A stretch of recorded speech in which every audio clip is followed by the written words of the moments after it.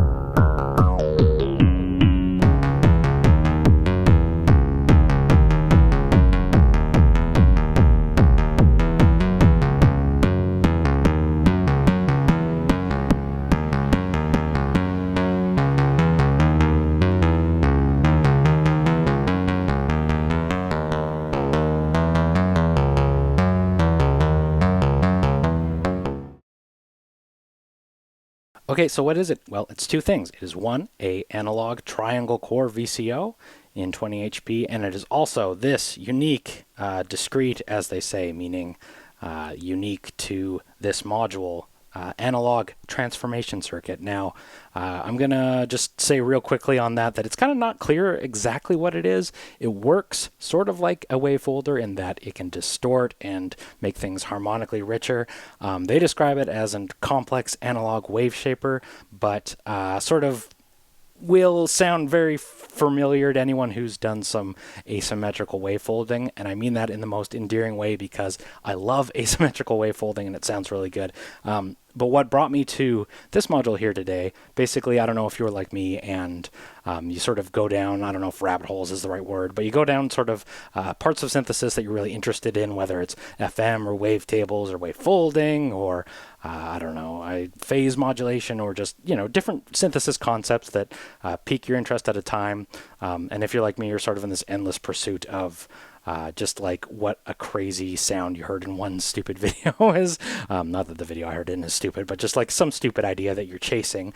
And for me, that was continuous variable wave shaping. Now, to be clear, that's not what this does, but I will talk really quickly about that. I was listening to a live video recently of a band who was playing, they had a Moog Sub 25 or maybe 37, but they had that Moog subsequent, and it was just playing this huge, almost supersaw, almost Hoovery, just like wall of like, I don't know, suction, like huge sound.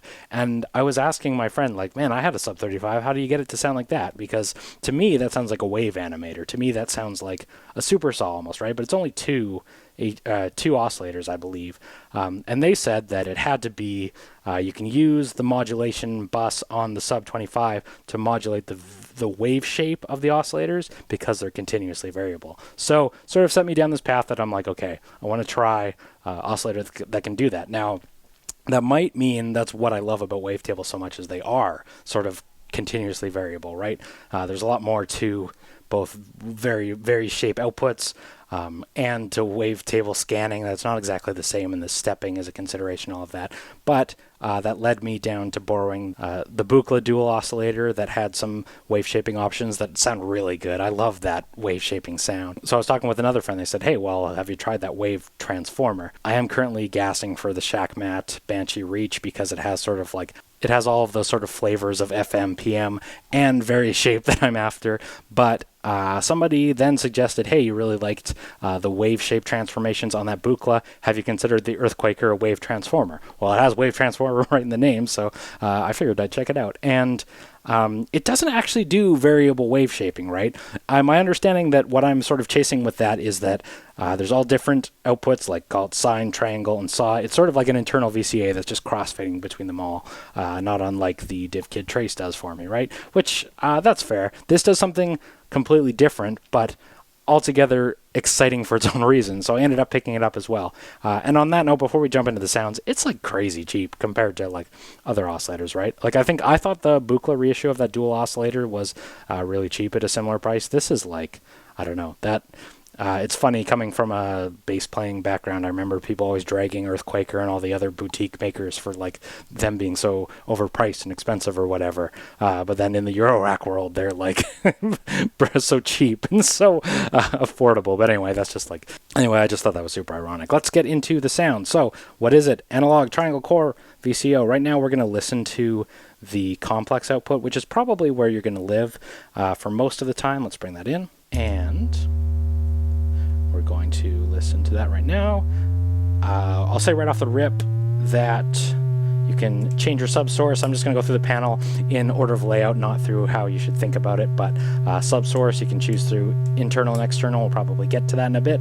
Sub-octave, you won't hear that yet at this point, and I'll talk about that in a bit. And then complex source. I saw a lot of talking videos about this one. What this complex source knob does, and I think the name is kind of confusing, at least for me, it blends in that pure triangle wave with the transformation circuit, because when the transformation circuit is all the way down, it has no amplitude to output, right? So it doesn't make any noise. When you have the complex source on, it will blend that in, right? So it's still the same complex source that's being fed into the transformation circuit, but when you turn the transformation circuit off, it isn't being blended into the output that we're listening to at the complex output. So on that note, if we bring that in, it will mean different timbres,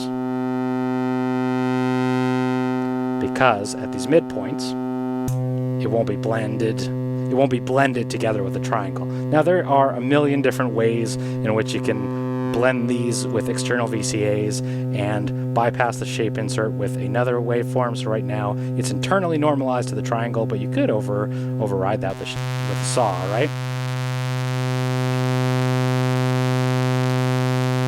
And for the same reason, you can do the same thing. I had a little bit of bleed on this before, although it's not doing it now, so that's good. But note, even if you're not using it as a VCA, which is sort of how the other videos I watched on this, that like, it does change the timbre, right? Because it's mixed in. I would say it sounds fatter, but if you want it to sound nasty, there it goes. So I'm just going to do a quick sweep. We'll patch out the saw. You're just listening to the triangle, and then we'll go.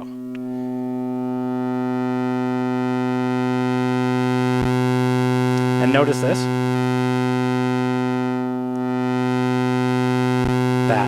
So if my memory serves, I'll mix in the complex source. It won't happen here, but I believe the circuit will kick the sub-octaves in at that point, and it won't pop with the complex source unmuted, because it has that triangle wave to fall back on. But when you bring in your sub-octave, so we'll bring in one octave down, sweep it up, it'll start to blend that sub-octave in at the top, and it just...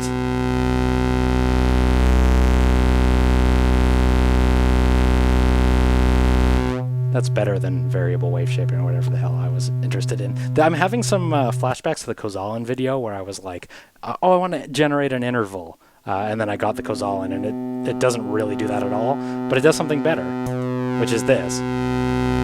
Like, that just sounds so fat to me. I love that. Let's try that with the saw instead.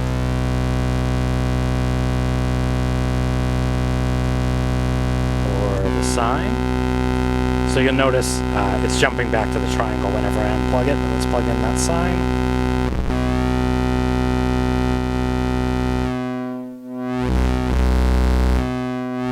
And then there's rectangle. I always think this is kind of funny, not square. It's rectangle. And complex source on.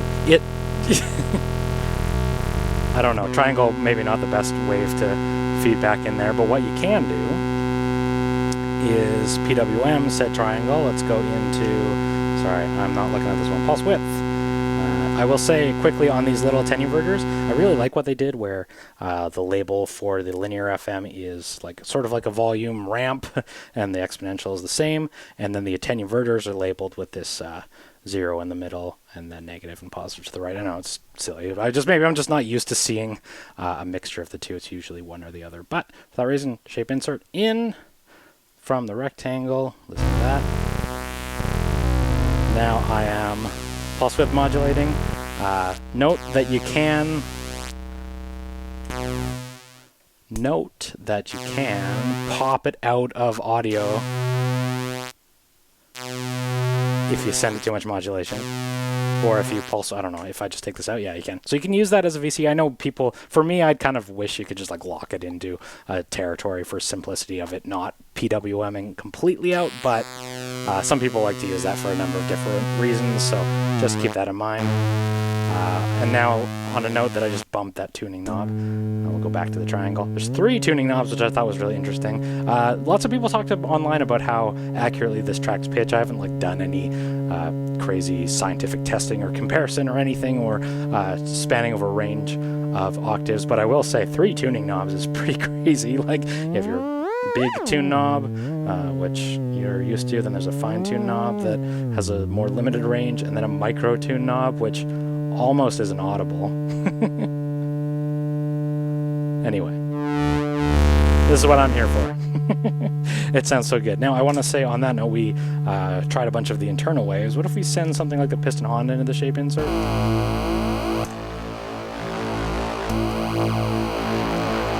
And for this reason alone, I feel like this is a good addition, right?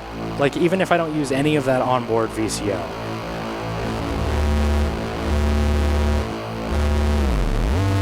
One thing I want to say on that, though, if you're not using the sync settings, if you're not actually getting its internal VCO, sorry, it sounds so good. If you're not actually getting its internal VCO to sort of play along with the external sources, if you're doing that, you better not use that sub-octave, because it's going to blend in and be out of tune. So we'll mute that sub-octave and we'll just get crazy wave transformation on a wave table. Try some different presets.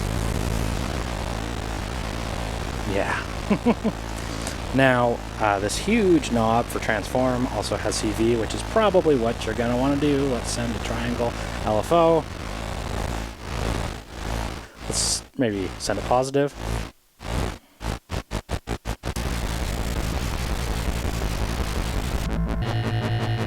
There we go.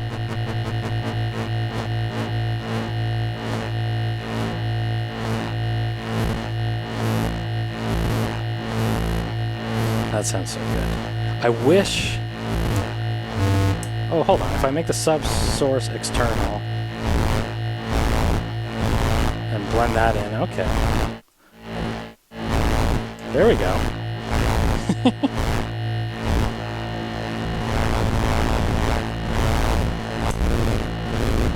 Chaos with the piston Honda. Let's try Laquella Cateritas.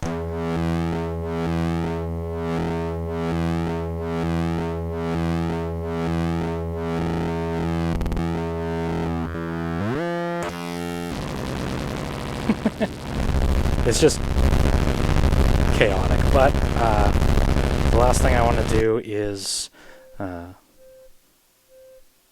internal feedback going on, maybe just some bleed. Let's just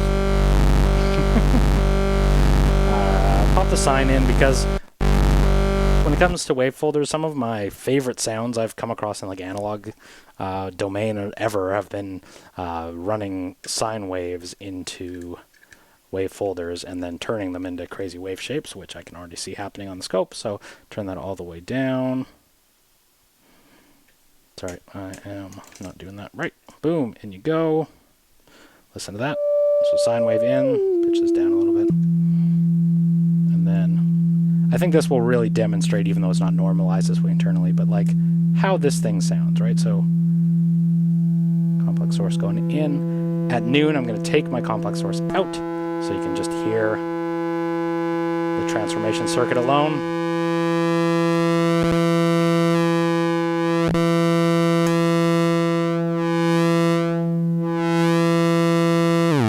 And it sounds so good. Let's just send it an LFO maybe to the transform.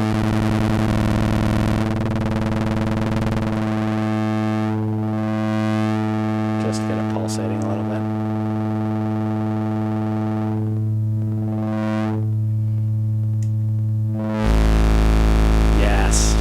Putting that sub in.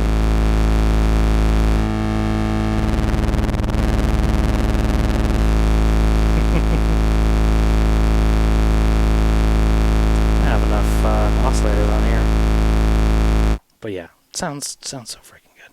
Let's send an LFO from elsewhere into there, and then we can hear that going. That's better.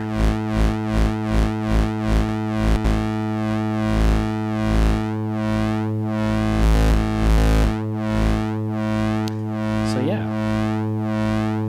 Sounds awesome, awesome, awesome. Now what I do want to do with this for sure, and we haven't even filtered this, I've just been like throwing these raw waveforms at your ears, but what I sort of like, I don't know, I was thinking about how the first thing I want to do with this is sort of take all of its unique outputs and blend them and run them back in rather than just having that triangle wave in, which I totally makes sense, I think, because I also want to make use of that PWM in a way that isn't the only oscillator in. So what you'll see on the screen, hopefully, taking the sine, triangle, saw, rectangle, blending them in a VCA where we can just go through them all differently, although I did already do them. Sending this back into the shape insert. We don't have to follow hard sync on that because it is the output of its own VCO, I believe, I hope. Maybe we're not going to find that something different is going on. So I'm still sending my LFO to the transformation knob, and let's just hear that right now. You won't hear anything at the moment because it's all not mixed in, so let's bring in that sine.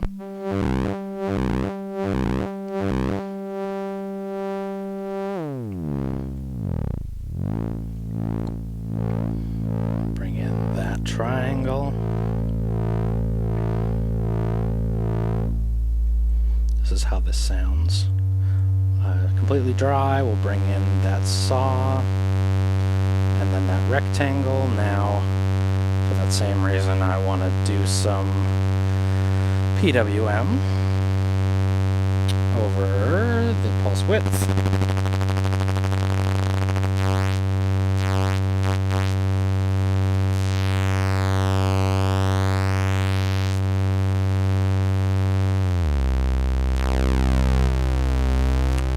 Hear that PWM breaking out a little bit, which I really love. We're going to bring that in more. Now we'll mute our dry signal and just listen to the transform circuit. Up it goes. Hear the LFOs going to that. We're just going to allow it to add some more positive voltage, and man, huge.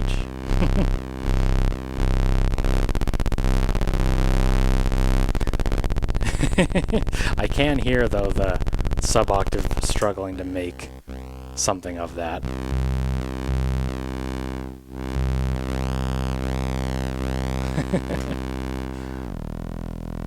Sounds awesome. I think if we bring some of that PWM out though, we can get some more low end. Yeah.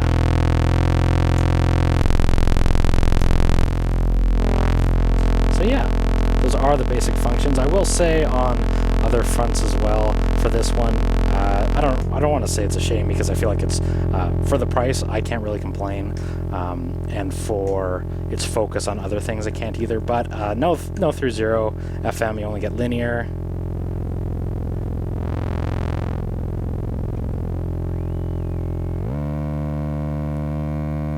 Or exponential.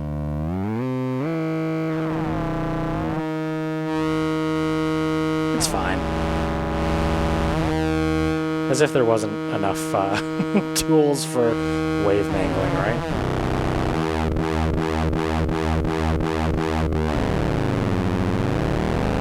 But I do wish it was 3-0.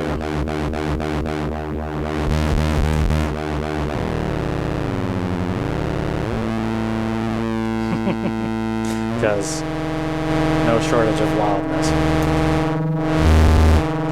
Now, what I am going to do, when we're listening to all this, we can just blend in our sub-pulse to the final. So this is 25%, but then the sub-square is just like a sub-octave in a more traditional way. It's crazy. So let's send some signals to it, like a normal demo would, right? And on that note, CV coming in. And then I know I do it in most every video, but I feel, volt per octave going in there, I feel like running this through a low pass gate is kind of like the play.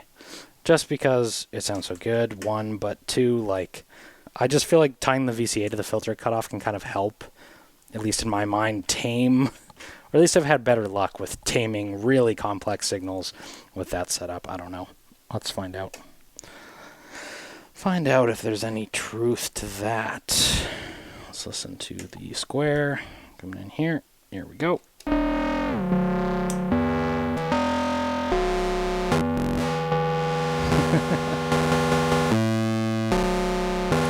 Having that many outputs definitely gives you options too to, like, you could, instead of using this internal blending, take the rectangle output directly and just patch that in somewhere else, right? Let's take that FM out of there. Okay, here comes the sequence. I'm hearing a little too much square wave.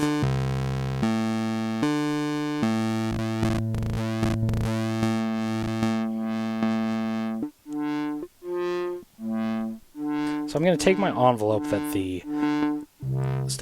gate is. So I'm going to take now the envelope that the gate is generating and patch that into the transform, so we can use that to open up our to do a sweep for us, right?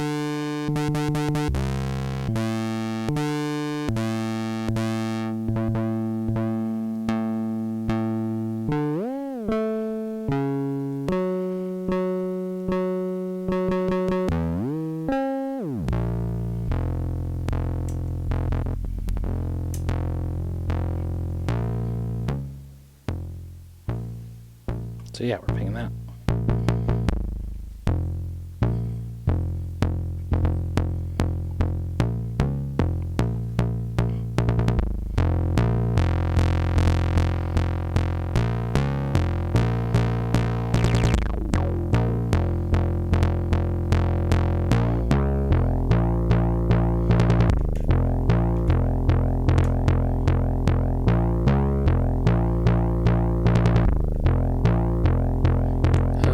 So yeah, let's running a sequence now. Let's run the saw in, shape insert.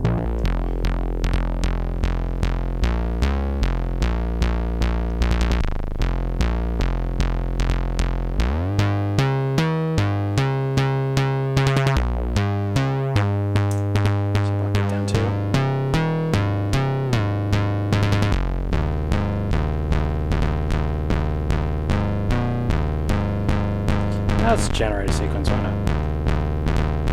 Generate it.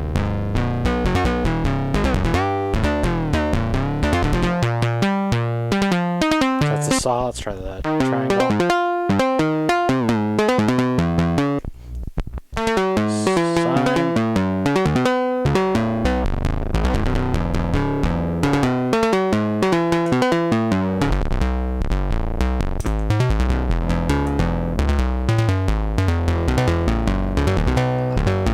Just hit that right spot of the transform knob before it just blows it out with the sub source. Just hit it there. That sounds so good. Triangle.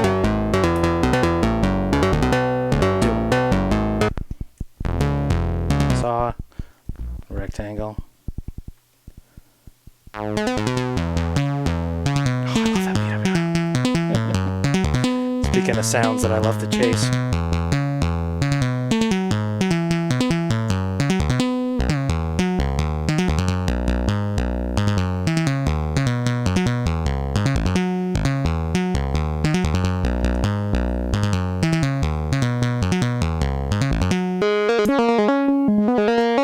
Something a little more normal. Let's go in, PWM it. Patch in the rectangle output now.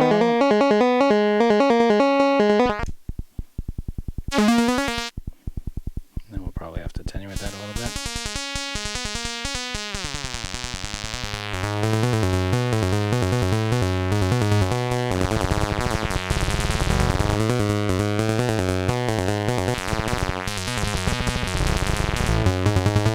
Well, that's one way to find that sweet spot.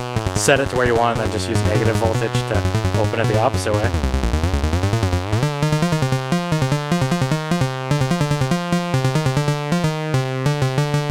Yeah, that sounds really nice.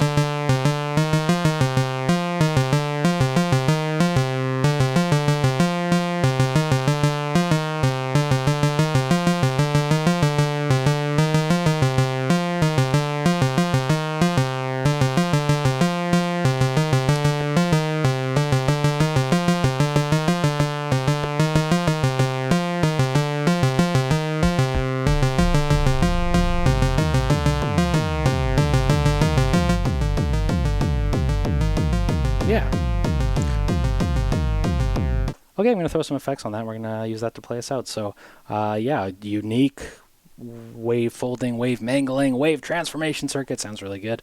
Yeah, I had a lot of fun with this one, and it's going to stay in my rack. So, hey, I'm tafony. Thank you so much for watching. Like, comment, subscribe, do all that crap. The YouTube is always on my case, but not promoting to you, and I'll see you in the next video.